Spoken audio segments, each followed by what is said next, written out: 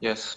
Uh, Once a week, my masjid holds a gathering or like a majlis, led by a da'i who shaves his beard and extends his clothes beyond his ankle. So I don't attend it. So I don't attend it because I judged him based on how he dresses. When I was asked by my mother why, I simply said I don't like the da'i, and I believe my answer was not very nice and diplomatic. Sheikh, I apologize if this ends up as a double question. You may answer either one, it's up to you. Can you advise me on this matter, on how to choose which da'i to listen to, and how to answer such question as to why I don't listen to certain da'i? Jazakallah khairan. Wujazak. This is something that you have to apply diplomacy and wisdom. Sometimes it's not wise to say what you feel or you believe when that would have a negative impact upon others, such as your mother.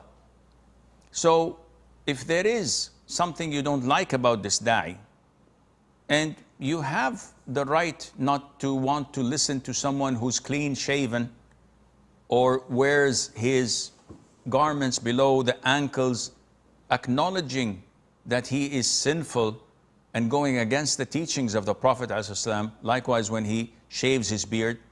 Not that we're labeling him to be a hypocrite or a disbeliever. No, these are sinful. And yes, someone would argue and say these are issues of dispute.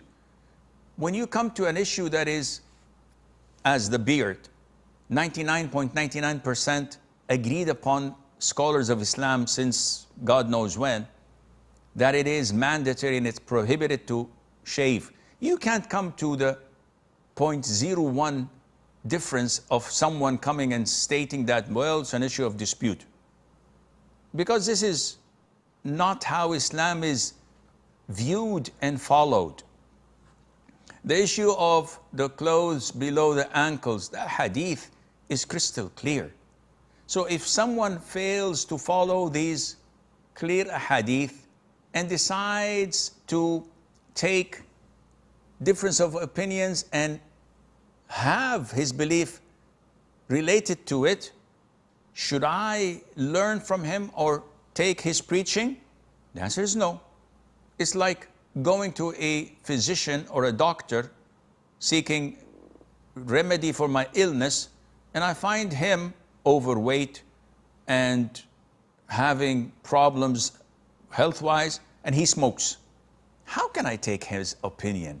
He doesn't walk the talk. So the same thing goes when you listen and learn from someone who is not a real sheikh, a real preacher, someone who does not practice the religion correctly, and Allah knows best.